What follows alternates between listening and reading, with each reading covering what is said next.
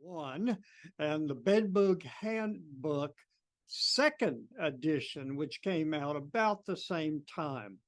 The reason I show these to you is that if you're looking for the latest information and you don't peruse the scientific literature and the scientific journals, this is where you can get answers to those questions. Both of these, I think you can get them both through Amazon, or if you just Google the titles, you'll find a website where you can order these two books. So if you like to keep a pest management library and want to stay up to date, these are the two books for you on the German roach and bed bugs. Now, there is a new book that will be available in January, late January, on the biology and management of the Formosan termite. So keep your eyes peeled for that. It'll also cover a little bit on the Asian subterranean Coptotermes gestroi, but it's principally focused on the Formosan subterranean termite. It's expensive. It's available on Amazon. It's about $200. But for the state-of-the-art info on a very destructive termite, it might well be worth your getting it. Now, a lot of what's going to be in here is pretty down-in-the-weeds scientific stuff. But the authors, Danielle Su out of Florida and Xiaoyang Li out of California, both have extensive backgrounds in Formosan termite biology and control. So you'll probably find something useful in there. So that's your update on the latest in structural pest control information sources for those of you that have interest in these. Again, Google them, okay? You'll find them, all three of them, and be able to click on the links to how to obtain them. So let's get started on our topic for this morning. Powderpost beetle infestations, a steadily emerging problem. And I say steadily emerging because over the last 40 years, I have dealt with lots of powderpost beetle problems. And we're going to define what I mean by powderpost beetle. We're going to put a very fine point on it. It's not a generalized term to refer to any beetle that gets in wood. That's where a big mistake occurs. People tend to think when they say powderpost beetle, they're being specific. Well, unfortunately, they're not. And we'll get into that a little bit so you are very certain about which beetles that I'm talking about. These are typically problems that the technician, the supervisor, the company owner encounters usually, not always, but usually in a residential structure. A homeowner calls, complains of having this powder coming out of the wood. You go out there, you look at it, and then you've got to be on your best because you're going to have to diagnose exactly what's going on in this particular structure. And that's my goal today, to give you enough information so that you can make a correct identification and then give you some ideas about what I think you should do about it. So let's begin here. They're in the news a lot. If you go to YouTube and put in powderpost beetle, you'll get quite a few YouTube videos of homeowners complaining about powderpost beetle problems they've had. Now, generally, I don't recommend YouTube as a source of scientific information. There's a lot of misinformation on YouTube, but some of it is instructive and it will give you a sense of just how widespread powderpost beetles have been in the past. And as I said in the subtitle of this talk, a steadily emerging problem. The problem with powderpost beetles becomes more and more as time goes by. And there's reasons for that, and we'll get into that a little bit. Now, one of the reasons we're seeing powderpost beetles on an increased frequency is the increase in building construction, home construction primarily. And this graph sort of shows generally what's been happening over the last few decades with housing construction. 20, 30, 40 years ago, it wasn't near what it's been in the last decade, for example. The number of single family dwellings, and I might also point out apartment buildings. So we don't see powderpost beetles in apartment buildings unless they're really high end apartment buildings, has been steadily going up. Now, who can tell what's going on with the housing industry today? One day, the Wall Street Journal says housing starts are down, the square footage of housing is increasing. The next day, they're saying, well, houses are getting smaller. The housing market is tight, the housing market is loose. You never know. But generally, the trend over the last few decades has been an increase, along with the population of the United States, of increased housing. And the more houses that are built and the more hardwoods, and let me stress that, hardwoods that are used in homes, the increase in frequency of powderpost beetles is also on the rise. So now let's talk about what I mean when I say a powderpost beetle. For this presentation this morning, we're going to begin with all beetles, which belong to the order Coleoptera. Now, virtually everybody understands that. You probably all heard the term Coleoptera. But when you do, we're talking about beetles, but it's not specific. It's a classification that all beetles belong to. It doesn't begin to get more specific until we drop down below the ordinal level of Coleoptera to one of the 130 different families of beetles within the Coleoptera. One of those families is known as the Bostricidae. And the Bostricidae is where the beetles we're concerned with as powderpost beetles reside. Now, there are other wood-destroying beetles. They're not Bostricid beetles, different altogether. But this is very specifically what we're going to be talking about this morning. Now, within the Bostricidae, there are a group of subfamilies. The Bostricidae is the family, the Lictiniae is the subfamily. There are about 10 of them within the Bostricidae, but we're only interested in the Lictiniae. Now, I apologize if this gets in the weeds a little bit, but historically, over a decade ago or more, the subfamily, there was no subfamily called Lictiniae. There was a family called the Lictidae, Lyctidae,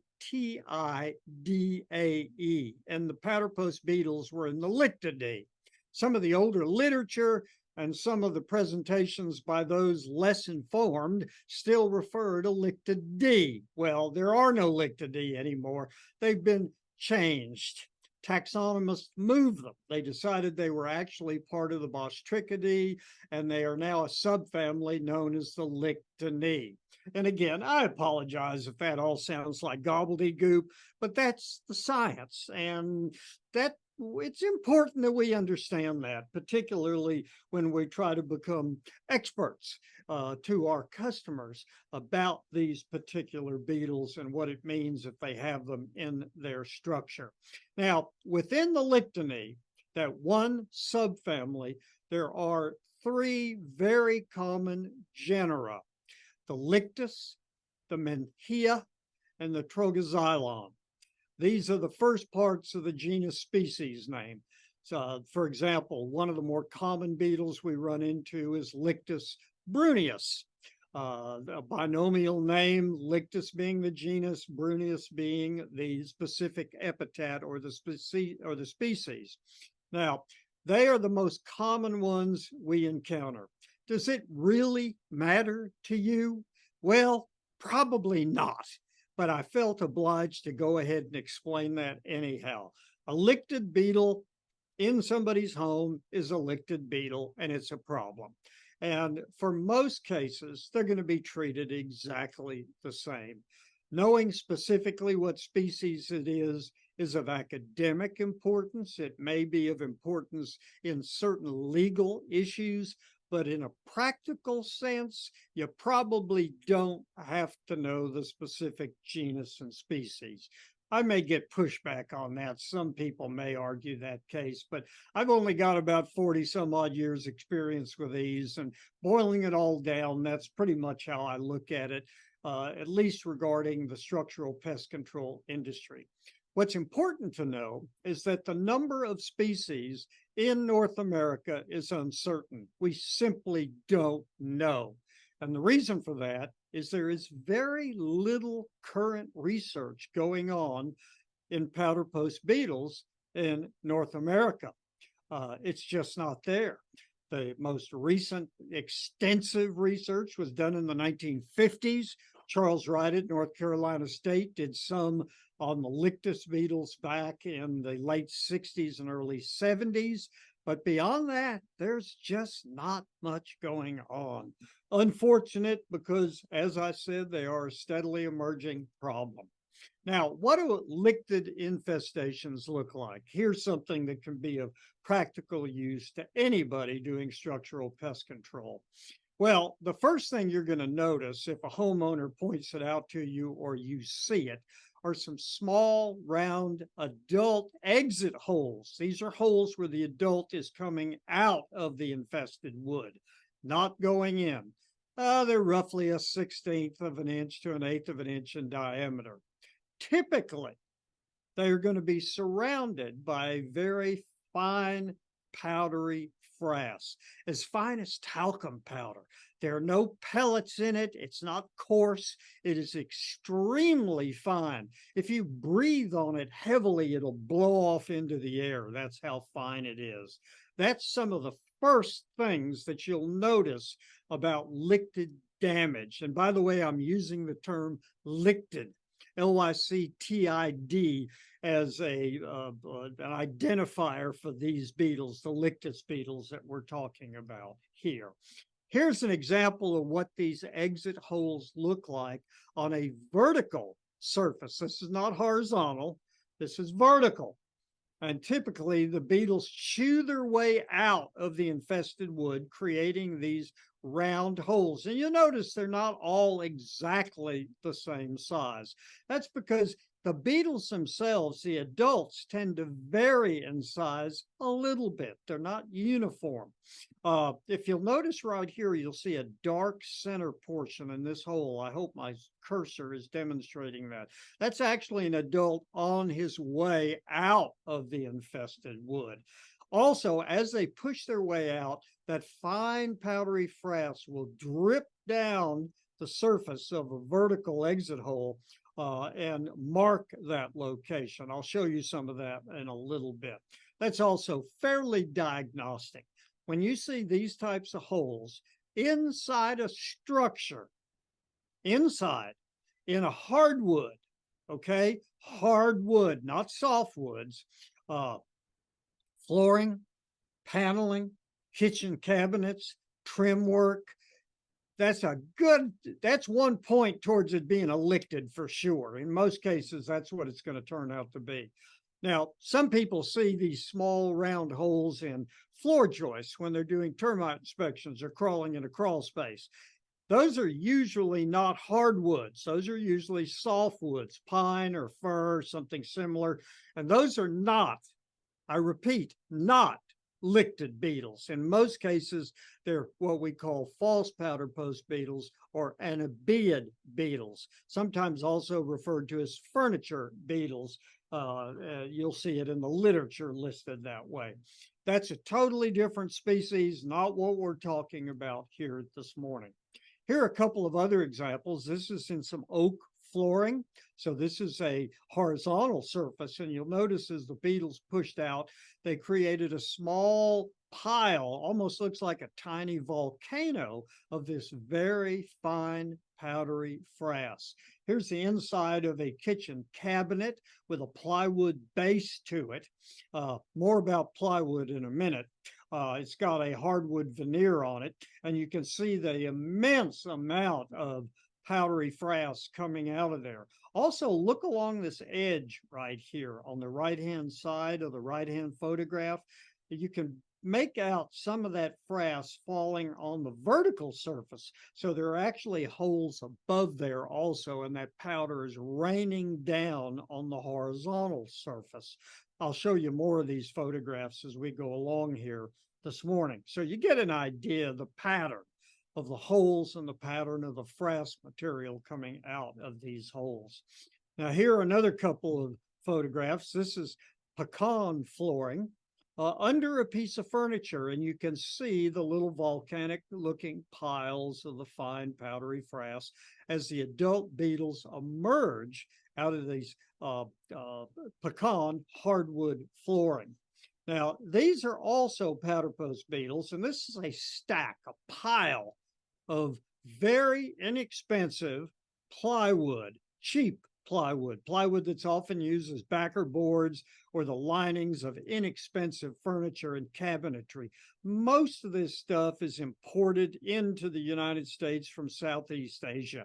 And unfortunately, a lot of it is infested. And I'll show you more about this and how that takes place in a moment. And you can see the hundreds, maybe thousands of beetles that are emerging out of that particular material. And in this particular case, this was the first time that I actually encountered powderpost beetles coming out of plywood, which most people think of as not being infestable by powderpost beetle lictids, but it is, and it's becoming increasingly frequent, at least in my opinion, from what I've seen. Now, the adult beetles, when you have some, are very small. They tend to be reddish brown to black in color, and they are flattened from top to bottom, dorsoventrally. And they have parallel sides. When you're looking down on the beetle, they appear to be parallel siding. The abdomens don't bulge out. There is no great fluctuation in the configuration of the beetle. They tend to be parallel. We'll see those in a moment. They have a prominent, slightly deflected head. In other words, the head is actually deflected downward when you look at the beetle from the side. It doesn't protrude out the front of the pronotum like some beetles do. It's also slightly constricted behind the eyes, so there's an invagination there. The antennae have 11 segments. You'll need a hand lens or a microscope to count them, but they can't be counted. But here's what I want you to remember for sure. The antennal segments at the very end form a club, and it is a two-segmented club. Not three, not four, not one, but two segments. So if you see a small beetle that looks like this, and you can look at the end of the antennae and see a two-segmented club, that's another point towards the identification as being a lictid beetle. Here's what a lictid looks like. Notice from top to bottom, they're flattened. They tend to have very parallel sides, particularly along the elytra or the wing covers. They're not bulged out. They're not a whole lot smaller than the pronotum or a whole lot larger. They tend to be parallel in size. And if you look at this picture on the right, at the very tip of the antenna, you'll see 1, 2 segments in the club. So remember that. That's also diagnostic and helpful. Now, these beetles are commonly called, as we've already identified, powderpost beetles. But as I said, that term can be confusing because some people use it to describe any beetle that infests wood that produces something that they call powder. And for purposes of our discussion this morning, I'm going to limit the term powderpost to what we call the true powderpost beetles, or the lictid beetles. As I said, they are in the subfamily Lictinae in the family Bostricidae, for those of you with a taxonomical bent to your way of thinking about these particular creatures. They can reduce the sapwood of hardwoods to a fine powdery frass. Now notice I say hardwoods, and I'll say this again later. Lictid powderpost beetles do not infest softwoods. They don't get in pine, they don't get in fir. They simply don't infest them. It's important that you absolutely remember that, and I'll bring it up again. Many homeowners are poorly counseled by people that tell them that these powder-post beetles can get into the wood framing in their house. 2x4s, floor joists, wall studs, top plates, bottom plates, rafters. They do not. Those are almost exclusively softwood lumber, and licted powder-post beetles simply do not infest them. Take that to the bank. Never seen it, doesn't happen. All right. So that's a concern that a lot of homeowners have because they've been counseled inappropriately. So write that down. Very important piece of information. Here's what that powdery frass looks like. Notice how fine it is. If you breathe heavy on it, it'll blow off into the air. There are no bun-shaped pellets or rough cut lumber like you might see torn up by like carpenter ants, for example. Not going to happen with licted powder-post beetles. Very fine powdery frass. Here is some of that frass in a gallery tunneled out in actually plywood by a licted beetle. You can see the galleries are packed with this frass. That's why it gets pushed out of the exit holes, and that's why we see that frass when we go in and look at a house or a commercial building. It can happen anywhere hardwoods are used to diagnose what the problem is. Now, licted beetles, all of them, are sexually mature at emergence. When they come out of the wood, they are ready to mate. Now, most activity by lictids takes place at night. Remember that. They're not daytime flyers. That's pretty unusual. And a matter of fact, some of the homeowners or business owners that have a licted infestation will talk about them showing up flying towards televisions or around reading lamps at night while they're sitting watching television. And that's also another point towards identification of the possibility that it is licted beetles that you are dealing with. Egg laying takes place about 2 to 3 days after mating, which occurs generally right after emergence, and lasts up to about 2 weeks. The females will lay eggs and then they die. It's all over with, as well as the adult males dying also. Most infestations that you're going to encounter, write this down, most infestations are revealed in new homes or in recently purchased antiques in houses of any age. So if it's coming out of flooring, paneling, kitchen cabinets, trim boards, hall hardwoods, the chances are, the odds are very good that that house is probably less than 2 years of age. I've seen exceptions to that, but it's rare.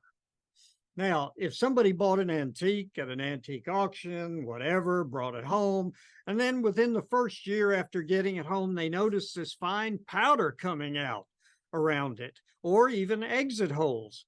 Well, that can occur in antiques, and it can occur just about any time. And even if the house is 20 years old, it's not the house that's the problem, it's the antique. So you can possibly see them in antiques. I would say I see them more in hardwoods and new homes than I do in antiques, but usually what you see in an antique are old exit holes where the beetles long ago emerged out of the antique. If you're not seeing any powdered frass around the antique furniture, for example, and all you're seeing are exit holes and no adult beetles, the holes are probably very old. They've been there a long period of time. I wouldn't worry about it. Now, females deposit their eggs directly into the lumen or the pores of hardwoods. As I said, they don't get in softwoods. If those pores are sealed, that flooring, that cabinetry has been sealed, the female cannot insert her ovipositor into the pore, and she cannot lay eggs in that finished wood. Also remember, or important to remember. Let's see, we lost one. Okay, here's a softwood cross section. Notice how small the pores are. Here's a hardwood. Notice how large the pores are. When these woods are unfinished, that's when licted beetles can get into the hardwoods. They will never overposit in softwoods. Now, if somebody's come in and put a finish down and sealed those pores, then the lictids cannot infest that hardwood because they can't get the ovipositor into the pores of the hardwood. More about that as we go along. So finishes kind of preclude or keep licted powderpost beetle females from ovipositing into those hardwoods. This comes up a lot when people get an infestation showing up in their new home, and then they wonder, are these beetles going to continue to infest my hardwoods, flooring, cabinetry, or what have you? So finished floors are really not at risk from infestation or continuing infestation of powderpost beetles. You may continue to get emergence out of the hardwoods for some time, but they're not going back into the hardwoods. I can't recall in close to 40 years a single case where I ever saw that take place. Very, very low incidence. Egg hatch after oviposition is variable, but the research literature shows it from being anywhere from 8 to 20 days. So the larvae will hatch out of the eggs in less than a month in most cases, unless environmental conditions are very opposed to egg hatch. Larval development is highly variable. And when I say highly, I mean highly variable. It may take up to a year or more to go through the larval stage.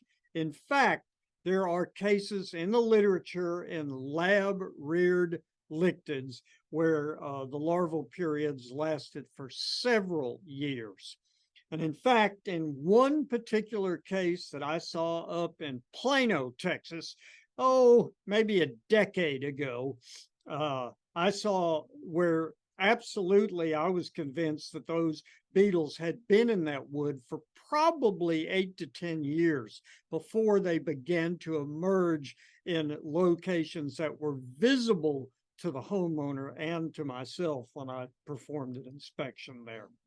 The pupal period is reported to last from 12 days to 1 month. But again, I believe that that is highly variable. And I caution you because this data about egg hatch and larval development and pupal development is almost exclusively from laboratory colonies reared under ideal circumstances. So it can be variable. Don't be surprised if it doesn't fit perfectly into this framework. Complete life cycles vary considerably from egg to adult and can require, under the most perfect of circumstances, a couple of months, all the way up to several years, depending on, well, a whole bunch of variables. The type of wood, the type of hardwood, the nutritional content, how old the hardwood is, the moisture content, how the wood has been handled up until the time it got into the location where the infestation became visible, and probably a whole lot of other variables we're not even aware of. As I said, unfortunately, not a lot of work being done in the United States on lictids. In fact, most of the work on lictids right now is being done in Australia and Southeast Asia. Thailand, for example, has done quite a bit of work on them. In India, there's quite a bit of work in the universities on powderpost beetles, lictids, but not so much here in the United States. So we're sort of in a deficit of current information. All right, lictids will attack hardwoods with a moisture content all the way from 8% up to 30%. Now, most hardwoods, most woods, in structures probably hover around, 10 to 12% in a dried in house. You can in new houses, wood moisture content could be a little higher than that. It's highly unlikely, unless you've got moisture intrusion or leakage going on, that you would ever have 30% moisture in hardwoods inside of a structure. It would be pretty unusual. Outside, yes. In storage conditions, in raw form, it's possible. Okay. Most species fly, so they will become airborne and are attracted to light. As I mentioned earlier, they fly at night and they are attracted to lights.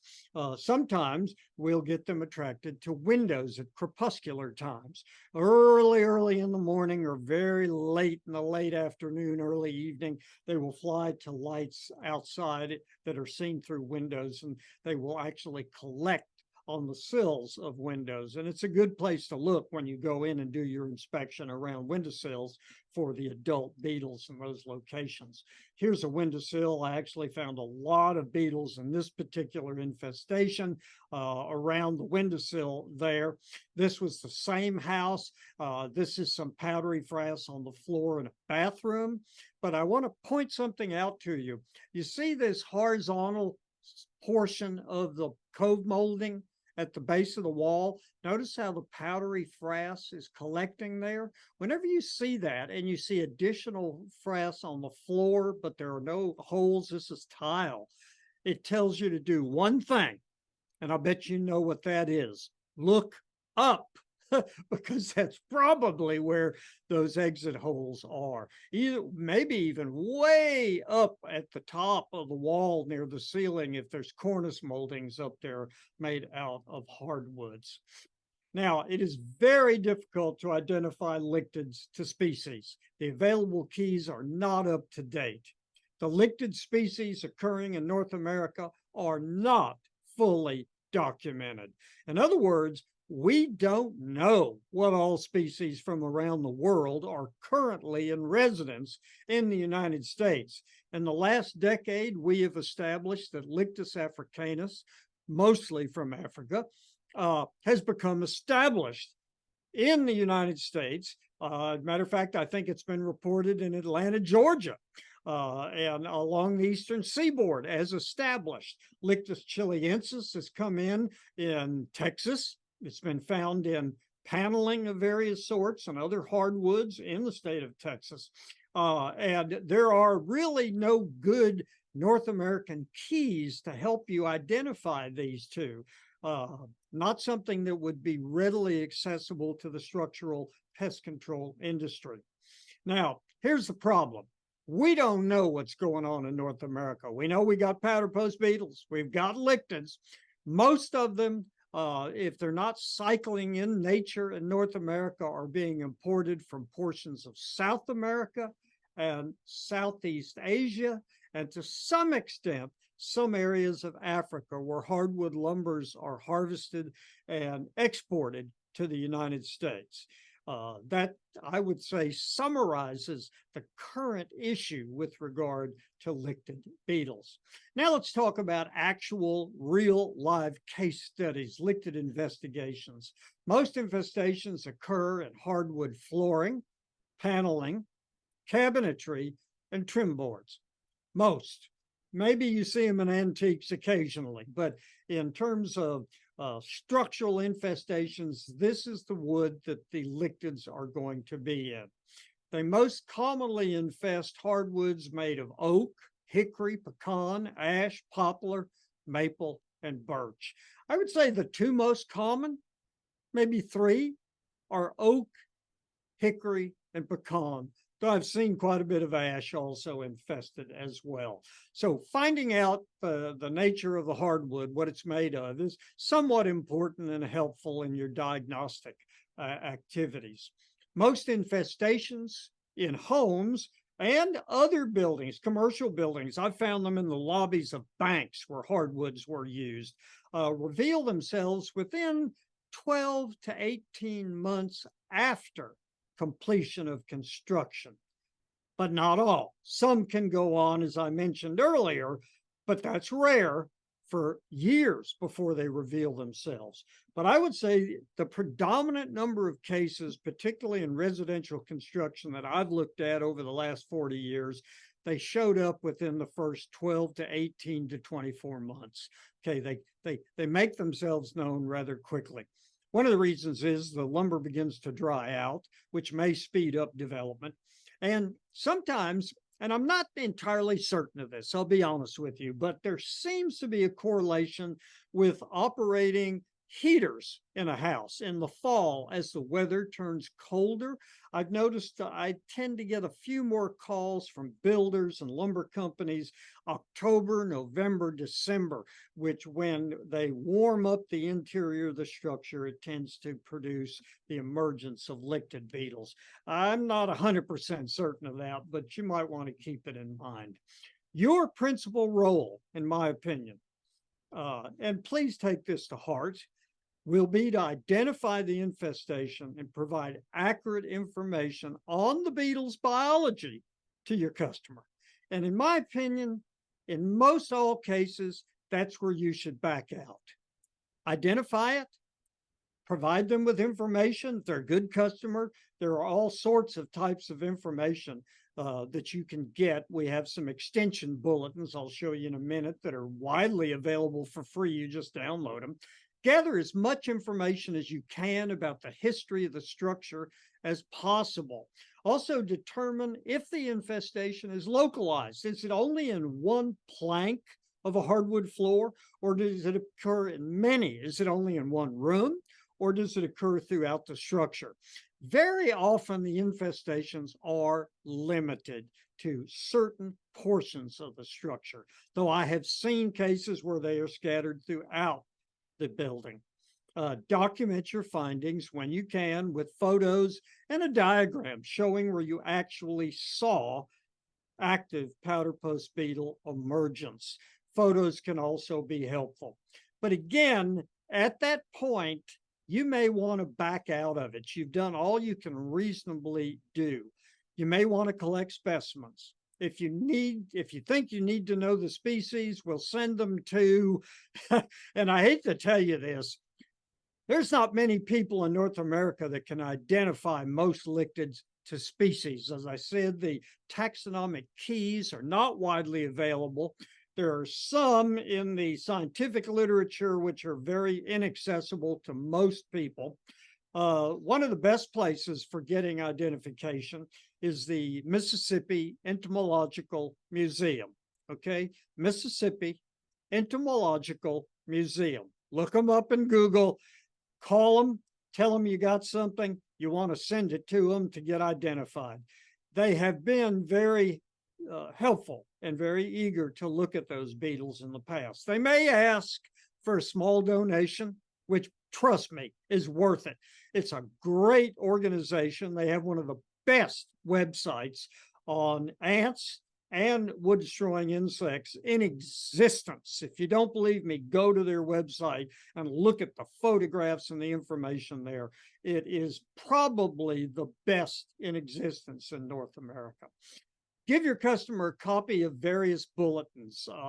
Clemson has a great one. Ohio State has good ones. Wood-boring beetle chapters out of the Malus Handbook are good. University of Florida has an excellent creature feature on powderpost beetles. Even the University of Kentucky has a very well done bulletin on powderpost beetles. We have a bulletin here in Texas from the Extension Service on powderpost beetles. Also, probably needs to be updated and improved, but we have one. So you can download these for free as PDFs.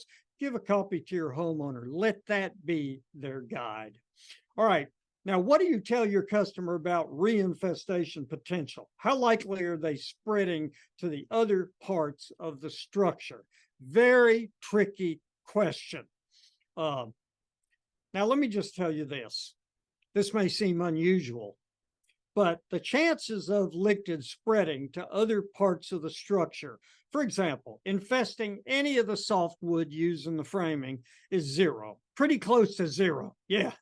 The reason I say pretty close is, well, look at this rabbit. I like to think about rabbits because there's a very high likelihood that you will not die as a result of a rabbit. A rabbit will not be responsible for your death. There's probably almost 100% certainty of that, but there's never 100% certainty in biology. Likewise, the chance that a rabbit might be responsible for your death is exceedingly low, but it's never zero. And the same is true for spreading of powderpost beetles to other parts of the structure. Now, if they have a bunch of unfinished antiques, possibly the females could find them and lay eggs in them. But as far as getting into finished floors, panels, cabinets, trim boards, highly unlikely. As I said earlier, I've never seen a case where that occurred. Now, for your edification, where does that hardwood lumber come from? Well, it's harvested in the forests, taken to a mill. In some cases, it sits there piled up, waiting for processing for quite a period of time. Once it is processed at the mill and stacked, one of the things they do, and most people are unaware of this, is they soak the rough cut lumber in insecticides. Matter of fact, this is a vat full of Dursban. Most people don't know this, but Dursban, chlorpyrifos, is still a labeled product for use in lumber mills, and they will soak it in that material in order to give it a coating, with the idea that it won't become infested with insect pests as well. The problem is that it doesn't reach into the inner portions of this very well. The outside gets treated, but not so much the interior. And the soakage factor, it doesn't really get soaked all the way through the lumber. Matter of fact, it's very shallow in terms of how much soakage occurs. Then they will typically take it to a kiln. This is an empty one. Stack the kiln full, close it up, and supposedly following a kiln schedule, they will heat it and reduce the humidity over a period of time following a federally mandated schedule. I can tell you that that doesn't always occur. Sometimes the need for the lumber is so great they skip the kiln drying, or they drive it by the kiln. It never actually gets in the kiln. Then it goes into storage, and then eventually it gets trucked or shipped by rail. And here's where it begins to get tricky, to a wholesaler, where it sits in their warehouse. Then it may go to a supplier of millwrights. Then it sits in their warehouse. Then it goes to the millwright, the cabinet maker. Who knows how long they keep it? And then when they get an order, they turn it into cabinets and they put it into somebody's new home. And here's where the problem really gets tricky. The homeowner's in the house for 12 to 18 months, and what should show up but liquid powderpost beetles coming out of their flooring, paneling, cabinetry, trim boards, and they're upset. They call the builder, they call the cabinet, he calls his sub, the cabinet maker, and pretty soon everybody is in an argument over who's at fault and who is responsible for the beetles in this young homeowner's house. And unfortunately, many of these cases end up in litigation. And please trust me on this, you do not want to get involved. Don't, because this is such a rare event in many of the life cycles of pest control companies, it's hard for you to become expert enough in these cases to serve as an expert witness. You can testify as a fact witness as to what you saw, but you don't want to get involved in expert testimony. It's not fun. You often don't get paid for it, and you can be embarrassed if you try to do it. So my recommendation is do what you can, identify the infestation, provide information to the homeowner, and then let them deal with the parties that are ultimately responsible. Now, the big question is who's at fault in these cases? And there are cases I was in where there were up to 10 defendants and 11 plaintiffs, all suing one another back and forth over powderpost beetle infestation. It gets crazy. Nobody wants to be responsible, but somebody has to pay for it. Stay out of it if you can. That's my recommendation to you. Don't try to spot treat lichdid infestations.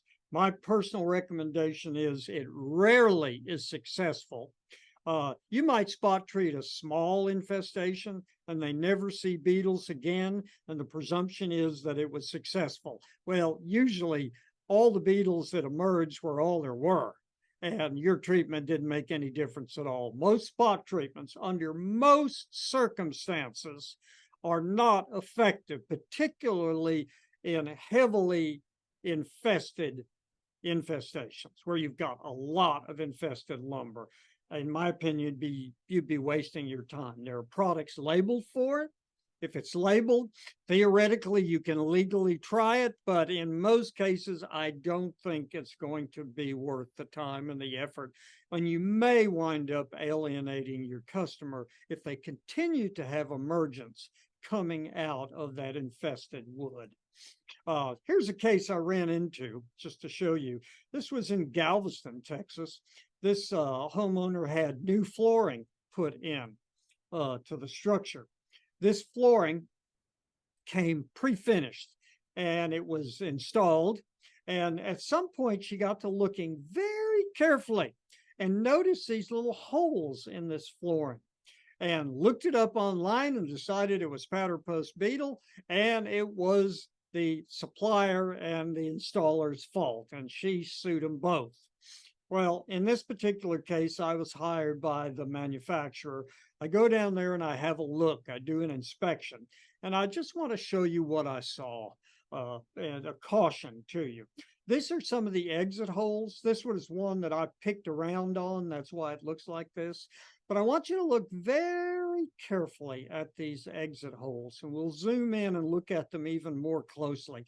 Can you see how the finish on the lumber dripped down into the hole? Yeah, this was not a hole cut after it was installed in this woman's house. This hole was already in the lumber when it was finished. Let's look more closely. There's the picked one. Here's one. You can see the dribbling of the finish down into the hole. You can see the frass even got coated with the finished material. Here you can see another one where it dripped down into the hole, and another one here. And what happened was she bought, it turns out, a fairly inexpensive low-grade flooring. Yeah, there is such a thing. There's high grades, medium grades, and low grades. And they tell you in the contract that the low grades may have defects, including insect holes in them. And it's very clear here that at the factory, when they finished this flooring, the holes were already there because the finish flowed down into the pre-existing holes. So she really, and no adult beetles ever showed themselves in this case. She had no adult beetles. All she had was holes. And in this case, it was not an issue that she was going to be successful in litigating. I found another case where these are new pews in a church, and they begin to have small beetles flying around. And somebody told them, the pest control operator, I believe, that it was Powderpost beetles coming out of the hardwood pews. Long story short, there was litigation. I got called in to look at it. I finally got to see the beetles, and they were not lichdid Powderpost beetles. They were drugstore beetles. Yeah. And it turns out, long story short, here at the entry to the church, there was a small closet. In the closet, they had all these little paper bags full of crayons, drawings to color, and cookies that they would give the children to occupy them so they wouldn't fidget during the church service. Turns out the cookies were infested with drugstore beetles, and they were emerging out of the cookie packages and flying around inside this church. So always make sure of your identification. I have found them in plywood, as I said earlier. I actually went to a plywood factory to watch the process of putting plywood together. Plywood, when it's sandwiched together and glued, is then put in a device like this, which puts it under pressure and allegedly heats it up to over 200 degrees.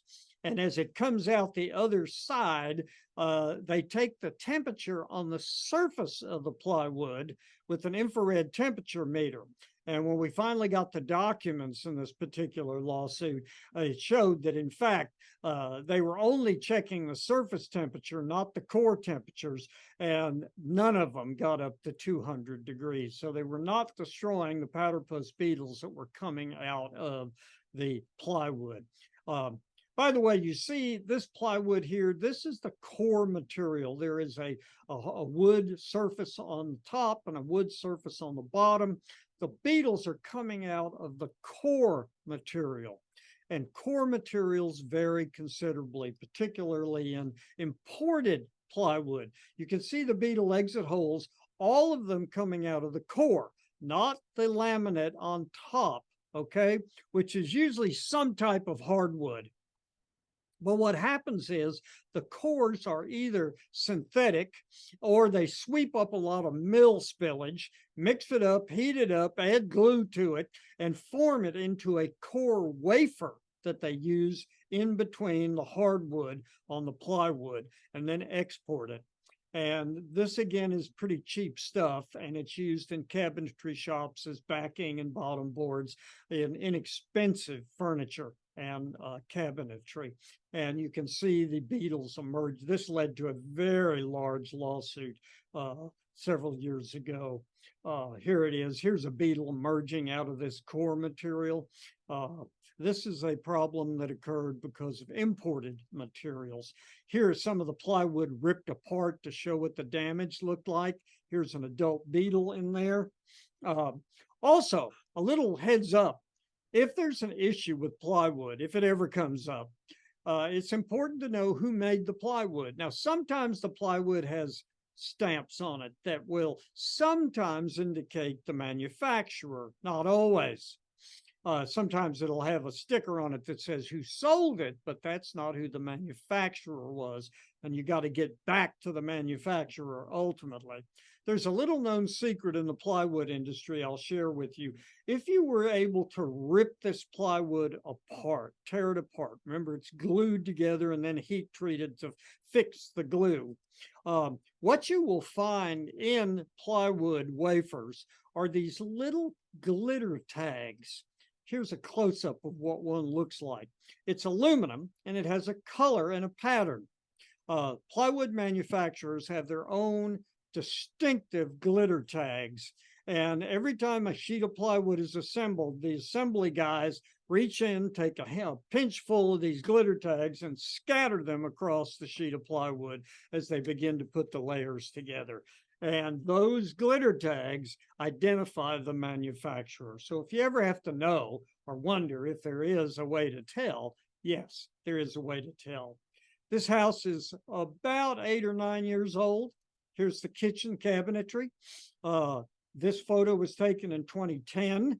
I was doing an inspection for the home builder.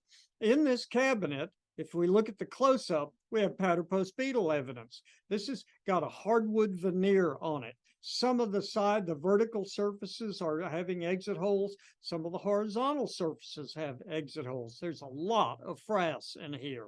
This house was built in about 2008, 2007, and this was the first time a homeowner indicated they had ever seen frass in here in this house. That's why they called the builder and their insurance company. So that's quite a long latent period, but I've seen it. It can happen under the right sets of circumstances. Here are the exit holes inside the cabinetry. This is another house, not the same whole house, but it was about 4 years old, and they began to see these exit holes out of part of the hardwood panel line, very extensive in the den area, very expensive, I might also add, coming out. And this was about a 4-year-old structure before they began to show up. We do get them out of flooring.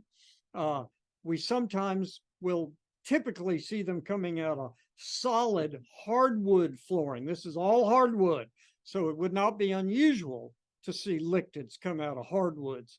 But I have seen numerous cases where beetles was were emerging out of engineered wood flooring. And in engineered flooring, the surface is a veneer, hardwood veneer.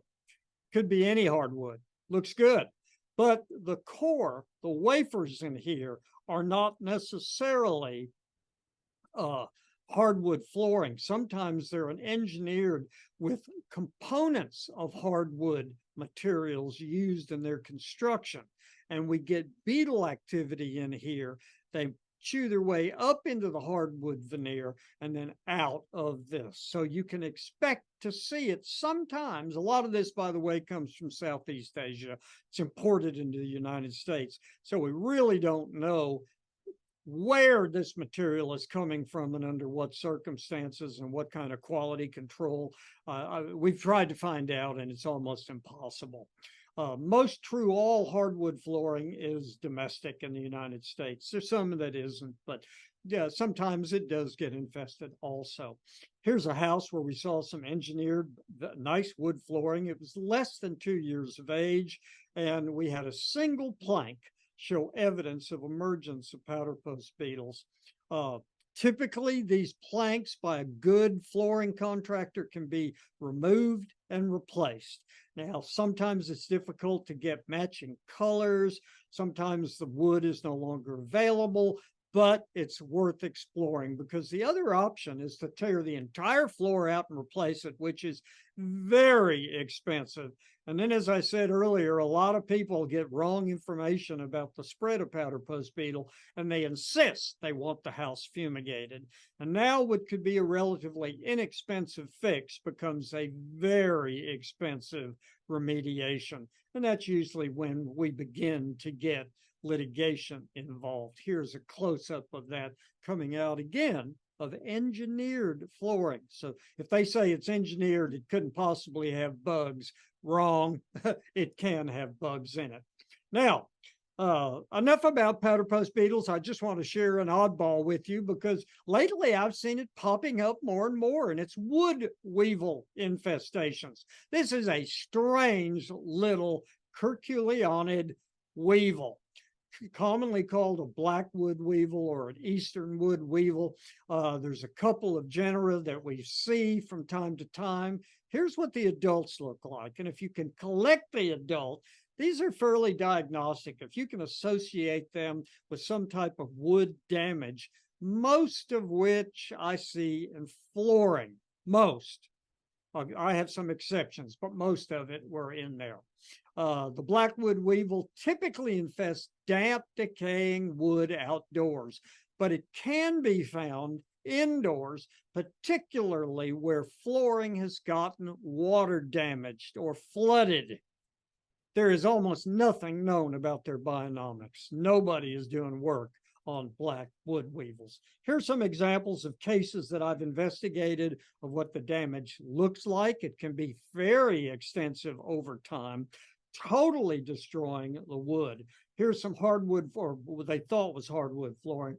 It wasn't anymore, where you begin to get some of the frass oozing up amongst the joints. And if you look at it from the side, there's near total destruction.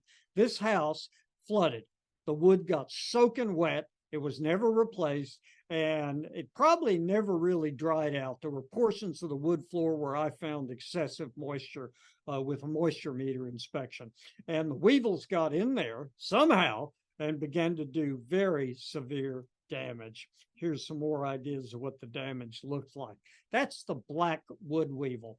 First case I ever saw was in plywood, hardwood surface plywood under a bathroom sink that had a many-year-long leak and became waterlogged, and that's where the beetles actually originally showed up. This was a fairly recent case, again, of a flooded floor that was never properly replaced, repaired, or completely dried out. So always ask whether or not wood flooring has received water damage or flood damage. Now, liquid control will end. Timely replacement of infested wood is one way to control when it's a limited infestation.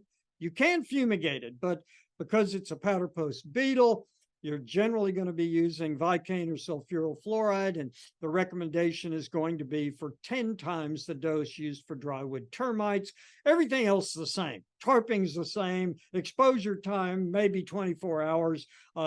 There's really no reason for these infestations to accelerate in price, except that you're going to pay more for the gas that's used for the fumigation. Heat treatments have been used and they can be effective, though they are somewhat difficult to implement. Watchful waiting is another thing. And that's where, well, if it's very limited, and this is where some people get the idea that spot treatments might be effective or useful. Sometimes it's just clean it up and watch it. Watch it for a year or more. If the homeowner, the business owner is willing to wait, and see if it spreads beyond that. If not, it's possibly just vacuum it up very thoroughly and use a wood filler to fill the holes and forget about it. That's watchful waiting. That's the easiest, less hassle. Unfortunately, I can inform you that a lot of homeowners, well, they see an opportunity to make some money or get new flooring or whatever it is. So it's hard to convince them that that might be a good way to go. And again, don't try spot treatments. I, in most cases, do not recommend them. If you got an infested piece of furniture, take it to a fumigator, have it fumigated and be done with it. Then you don't have to worry about beetles coming out 6 months later and you getting blamed for it. It's a better way to go. While again, some products are labeled for spot treatment for licted beetles, I've not seen it as a useful remediation. Another thing, watch out for beetles you think are lictids and aren't. Some flat bark beetles which get into mold and fungi and wood. There are a whole host of beetles, small beetles that kind of look like lictids, but on close examination, they are not lictid beetles. Notice that there's a 3-segmented club here in these beetles. It ain't a lictid. So if you're uncertain, find somebody that can look at it and give you a second opinion about the infestation. These beams were in a case I looked at. They had gotten wet. They had mold and mildew. They had fat fungus beetle feeding on the mold and mildew, and they were coming out and flying to light. Somebody told the homeowner it was Powderpost beetle, and they wanted to fumigate the whole house, tear the beams out, yada, yada, yada. Very expensive. It turned out they were sylvanid beetles. They were not Powderpost beetles, and the problem self-remediated over time, quite frankly. Okay, with this, I'll tell you what I think I know about lictid infestations. Most occur before the wood is installed in new homes. If you hadn't figured that out, yeah, it was in there when it was built into the house. I do not know of one case that I've looked at where the wood got built into the house and subsequently became infested with Powderpost beetle. In my opinion, just doesn't happen. On occasion, a latent period can last for years before you see emergence. Homeowners always want an ironclad guarantee or proof that the beetle will never show up again anywhere in their house. Don't do it. You can't do it, but homeowners want it. And that's the position they come from when they're trying to get remediation and the problem solved. And unfortunately, they get convinced by going online that the only way to do that is to fumigate the house, tear all the wood out of it and replace all the wood. And all of a sudden, it's a very expensive proposition. Don't even try topical or injection treatments. In my opinion, it's a fool's errand. Most people are convinced from what they read on the web that the infestation will spread throughout the structure.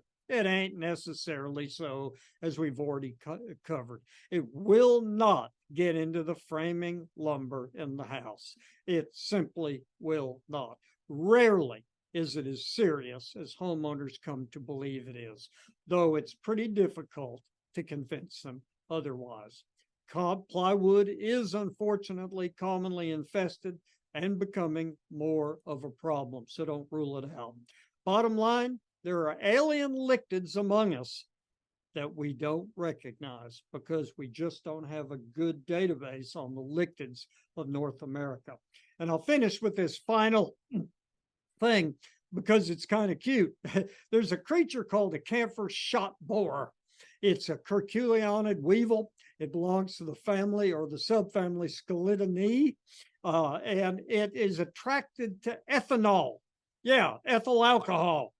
And where it shows up sometimes is any container that holds gasoline. And there are a number of cases where the shot hole borer has bored into gas cans and the fuel lines on lawnmowers, trying to get at the ethanol. And if you can collect the adult, it's fairly easy to see. It's not a lictid. It is what's called the camphor shot hole borer. Plastic fuel cans, fuel lines, and ethanol are all what attract this beetle to it. There's a fuel line that had the beetle actually chewed into it. And with that, on behalf of BASF, Bob Davis and myself, and BASF